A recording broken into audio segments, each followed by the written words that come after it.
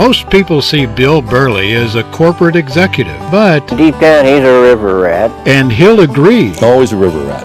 Always a little bit of Mark Twain in Bill. After all, he was born in Evansville, Indiana. Grew up on the shores of the Ohio River. I went to a school and a church a couple blocks from where we lived. He was the son of a millionaire. Father was a railroader. And though money wasn't in great supply, along with family love came another passion. I had newspapering in my blood. Even at a young age, he had that drive. So Bill and two of his pals decided to publish the neighborhood news and got 25-cent ads. He was the reporter and the copy editor. I can bet you that newspaper never had a typo. And though the neighborhood news didn't last, I got a job at the local paper. A coffee boy at age 14. His most important duty was to run down to the bookie and place bets for the editors. Valuable experience. It paid off later when he told a racing official he was short of tuition money. He took out the racing program and pointed to the first race and he said, team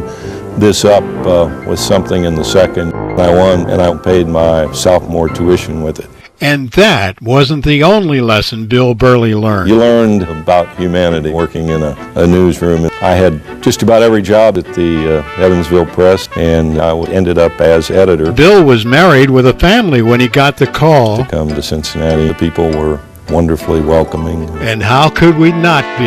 He always has that big, broad smile. I think that he wakes up that way every morning. He always has a twinkle in his eye. He looks you in the eye. He shakes your hand. You know you're dealing with someone who has inner strength. And Cincinnati put that strength to good use. The medical community has been enormously enhanced by his leadership. He led this foundation through a period of great growth. We worked together on the successful university's capital campaign. I enlisted his aid to bring women into the commercial club. So many causes, but none more important than this. He and Bill Butler founded the Metropolitan Growth Alliance. It was a vision of Bill Butler. He would tell you it was really Butler and Keating who got this thing going. But Bill Burleigh carried the flag for it. So what did this alliance set out to prove? As an economic region, this is one region. It needs to behave as such. That river should unite us, not separate us. The Growth Alliance and the chambers worked together. And many other people joined in developing the plan. That wouldn't have happened without Bill. I do not want to be anointed king of regionalism. If anybody should be, it's Bill Butler. But it was Bill Burleigh who attracted the talent. Bill has a unique capacity to bring people together. He doesn't try to take center stage. He's interested in other people's points of view. He really listens. He gives you lots of room to learn and grow. He will always lead you in the right direction. People wanted to do their best for him. I loved working with Bill Burleigh. There's a reason for this success with people. He has a great affinity for truth. He just oozes integrity. When you hear something from Bill's mouth, you can build a house on it. It's a foundation and it's not going to waver. There are three parts to his life. It's God, family, and community. I was an altar boy. Loved the church then, love it now. He's very involved in the Catholic Church. Bill was called into service by the Catholic Church in its most difficult time. I was asked to join the National Review Board, which the bishops put together to address clerical abuse. You don't get a job like that without a lot of trust. He was chosen to make the presentation of the findings to the public, and he was also asked to present it to the Pope in Rome. Locally, he became involved in the clerical abuse cases in northern Kentucky. I was so impressed with what he had done. And in the diocese case, I asked him to be one of the special masters. I couldn't have found anybody more independent. And he's doing it all pro bono. He can assess a situation, no matter how dire, and come up with a solution. At this point, we haven't even mentioned his business acumen. He focused his energy on building his company. He never was just a newspaper person.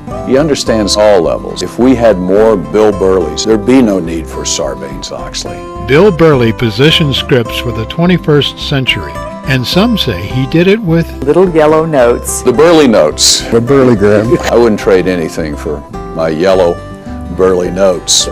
And occasionally I get one out and read it just to give myself a good taste of humility. outside of work. Bill's range of interest is enormous, from Shakespeare to theology to science to literature. I've always been impressed with the breadth of his knowledge. Did we mention that this fellow lives in Rabbit Hash, Kentucky? He's a down-home person. I would call him a gentleman farmer. He loves his tractor. He gets out there on the tractor and In jeans and a plaid shirt. he walks through the fields and works on the fence. He manages to still stay clean. But he does farm, doesn't he? Yeah, a tree farm's kind of the best farming. You only have to wait 50 years to harvest it, so you got a lot of downtime. And how does Bill fit into the Rabbit Hash scene? He could probably even run second place for mayor. And with Bill, you get Ann. If I had to pick a perfect couple, it would be Ann and Bill Burleigh. The two of them are a team. He is a committed family man. Son, daughters, and grandchildren. Bill has qualities of character that are unusual. He cares more about his city than he does about himself.